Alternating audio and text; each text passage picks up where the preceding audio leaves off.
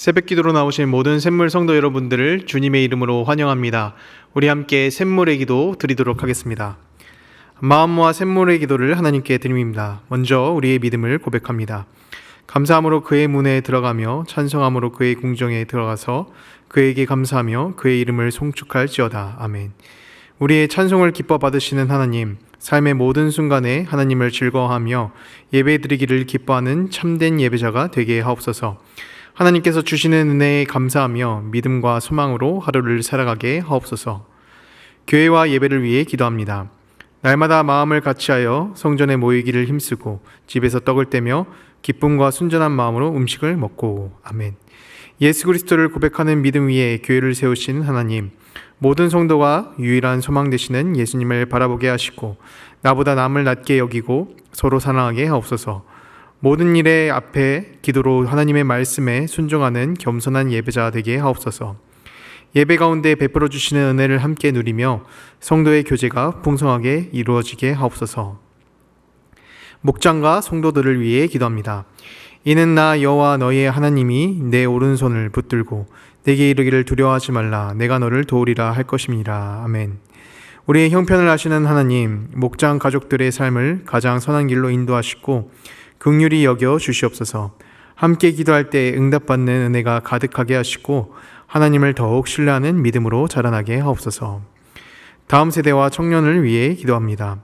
후일에 너희 자손들이 물어 이르되 이 돌들은 무슨 뜻이냐 하거든. 아멘. 아브라함을 부르시고 믿음의 백성을 이루게 하신 하나님, 자녀를 신앙으로 바르게 양육하는 지혜를 주시고 기도로 세우시는 부모가 되게 하옵소서. 하나님께 예배드리기를 가장 기뻐하는 샘물의 다음 세대가 가득하게 하시고 세상의 법칙보다 하나님의 말씀을 경외하는 청년들로 세워지게 하옵소서. 믿음의 전신갑주를 입고 세상에서 승리하는 자녀들 되게 하옵소서. 나라와 선교를 위해 기도합니다. 이는 물이 바다 덮음같이 여호와를 아는 지식이 세상에 충만할 것임이라. 아멘. 온 세상의 주인이신 하나님, 복음의 사명을 주시고 하나님 나라가 확장되는 놀라운 사역에 헌신할 수 있는 은혜를 주심에 감사드립니다. 단기봉사 팀원들의 모든 발걸음을 지켜주시고 함께 기도하는 성도들의 기도로 선교지에 복음이 전파되는 놀라운 은혜를 누리게 하옵소서. 선교사님들의 수고와 헌신이 열매 맺게 하시고 단기봉사팀의 방문으로 위로와 회복이 있게 하옵소서. 샘물의 모든 사역이 복음 전파의 도구로 귀하게 쓰임받게 하옵소서. 우리를 죄에서 구원해 주시고 예배자로 삼으신 예수님의 이름으로 기도합니다. 아멘. 우리 시간 함께 하나님 말씀 살펴보도록 하겠습니다. 오늘 하나님께서 우리에게 주신 말씀은 이사야서 41장 21절부터 29절까지의 말씀입니다. 우리 한 절씩 교독해서 읽도록 하겠습니다. 나 여호와가 말하노니 너희 우상들은 소송하라. 야곱의 왕이 말하노니 너희는 확실한 증거를 보이라. 장차 당할 일을 우리에게 진술하라. 또 이전 일이 어떠한 것도 알게 하라. 우리가 마음에 두고 그 결말을 알아버리라. 혹 앞으로 올 일을 듣게 하며 뒤에 올 일을 알게 하라. 그리하면 너희가 신들인 줄 우리가 알리라. 또 복을 내리든지 재난을 내리든지 하라. 우리가 함께 보고 놀라리라. 보라, 너희는 아무것도 아니며 너희 일은 허망하며 너희를 택한 자는 가증하니라. 내가 한 사람을 일으켜 북방에서 오게 하며 내 이름을 부르는 자를 해 돋는 곳에서 오게 하였나니 그가 이르러 고관들을 석회같이 토기장이가 진흙을 밟음같이 하리니 누가 처음부터 이 일을 알게 하여 우리가 알았느냐? 누가 이전부터 알게 하여 우리가 옳다고 말하게 하였느냐?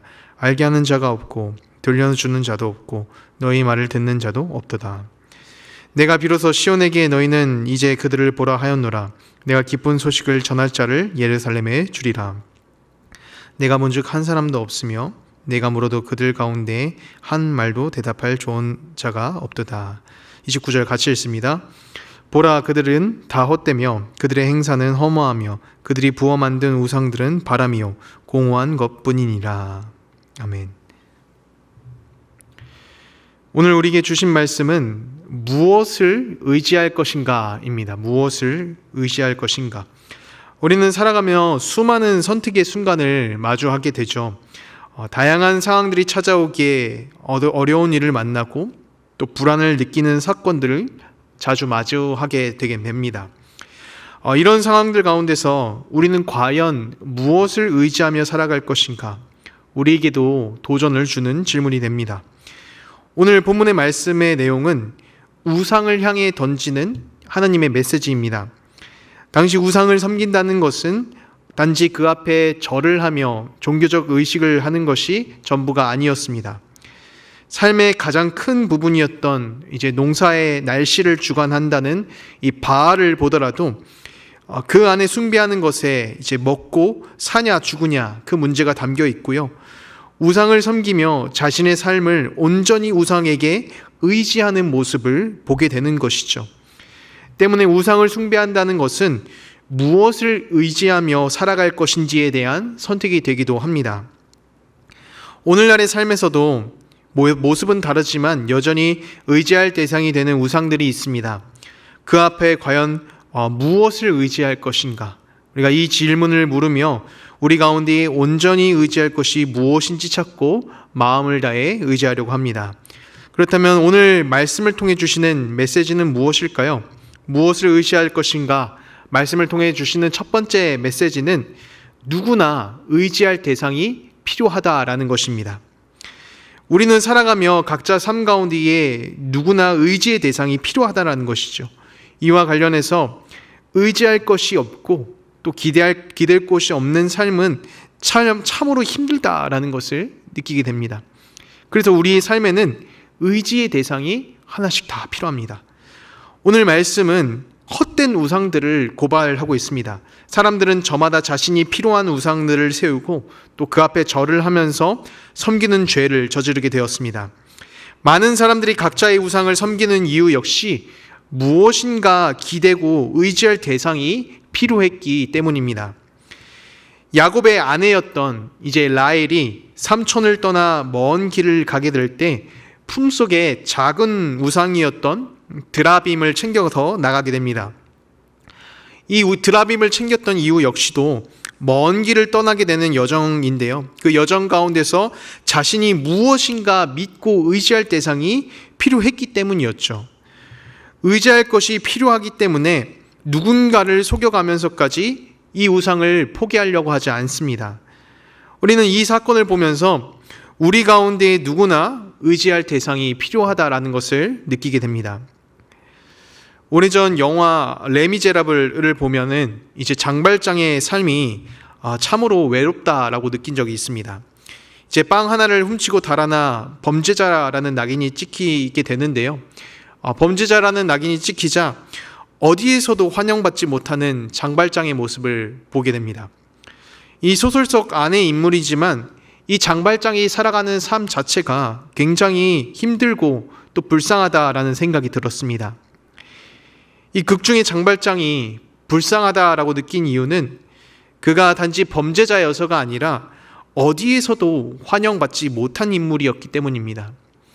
무적자 신세라고 하죠. 누구를 찾아가도 받아주지 않고요. 심지어 자신의 이름을 마음대로 사용하지 못하는 그런 상황들을 보면서 어디에도 기댈 수가 없고 어디에도 의지할 곳이 없는 인생은 참으로 힘들고 안타까운 인생으로 느끼게 되었습니다. 이제 내용이 진행되며 장발장이 성당의 신부님을 만나게 되었을 때, 의지할 만한 대상을 찾게 되었을 때 그때 인생의 방향이 달라지기 시작합니다. 여러분, 이처럼 우리의 삶 가운데에는 무엇인가를 붙들고 또 무엇인가를 의지할 대상이 필요합니다. 성경의 다윗이 사울에 쫓기는 삶을 살아가면서 수많은 목숨을 잃을 위기를 겪어도 살아낼 수 있었던 이유는 그에게 의지할 수 있는 대상이 있었기 때문입니다. 다윗은 죽음의 문턱 가운데서도 하나님을 의지했고 아들에게 쫓길 때에도 하나님을 찾으면서 기댔습니다. 우리의 삶도 각자 의지의 대상이 필요합니다. 이스라엘 사람들이 의지의 대상을 찾으며 우상 앞으로 달려갔듯이 각자의 삶에서 돈이 되었든 명예가 되었든 어떤 힘이 되었든지 언제든지 내가 기대고 의지할 만한 것을 옆에 두려고 하죠. 그래서 그 모양은 달라도 사람의 삶에는 의지할 만한 대상이 필요합니다. 그렇다면 무엇을 의지할 것인가? 본문을 통해 주시는 메시지 두 번째인데요. 의미 없는 것을 의지하지 말라입니다. 의미 없는 것을 의지하지 말라. 우리는 누구나 다 의지할 대상이 필요하다고 했습니다. 그렇다면 무엇을 믿고 의지할지 그 대상도 중요합니다. 의지할 대상이 별다른 의미가 없는 것이라고 한다면 의지하는 것 자체가 허무해지게 됩니다. 그래서 오늘 말씀은 의미 없는 것을 의지하지 말라라고 전합니다. 우리 본문 말씀 29절인데요. 우리 함께 보도록 하겠습니다. 보라, 그들은 다 헛되며 그들의 행사는 허무하며 그들이 부어 만든 우상들은 바람이요 공허한 것뿐이니라. 이들이 삶을 걸어가면서까지 의지했던 것이 그저 사람이 만든 나무나 철덩어리일 뿐 거기에는 어떤 의미도 없다라는 것이죠. 그래서 의미 없는 것에 삶을 기대고 낭비하지 말라라는 것입니다.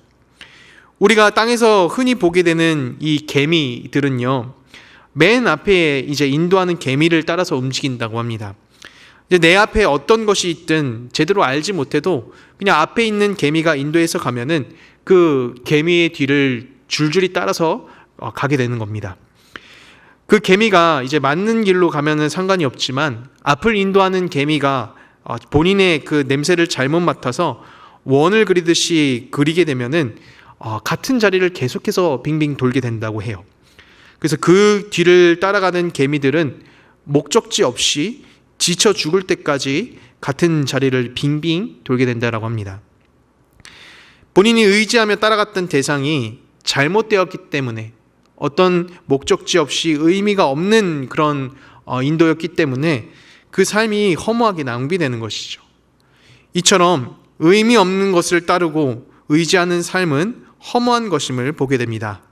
성도 여러분, 우리 가운데에 의미 없는 것을 마음 가운데 두고 그것을 무조건적으로 따르지 않기를 바랍니다. 갈멜산에서 엘리야와 바알의 선지자가 붙게 될 때 엘리야는 바알의 선지자를 향해 조롱을 하게 됩니다. 바알 선지자들이 드리는 그 예배 앞에서 어떤 일도 일어나지 않자 잠시 집을 나간 것이 아니냐, 아니면은 너희의 신이 졸고 있어서 기도를 듣고 있지 못하는 것이 아니냐라고 말하면서 조롱을 하죠.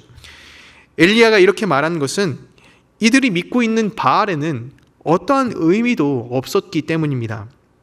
기도도 듣지 않고요, 응답하지도 않는 우상이기 때문에 이 의미 없는 존재를 의지하고 섬기는 이들의 모습 자체를 굉장히 부정한 것으로 생각을 하게 되는 것입니다. 성도 여러분, 우리 마음과 심령 가운데에 의지의 대상을 둔다면 의미 없는 것들을 멀리 하시길 바랍니다. 우리는 각자 마음 가운데에 여러 우상들, 즉 의지의 대상을 세우게 됩니다.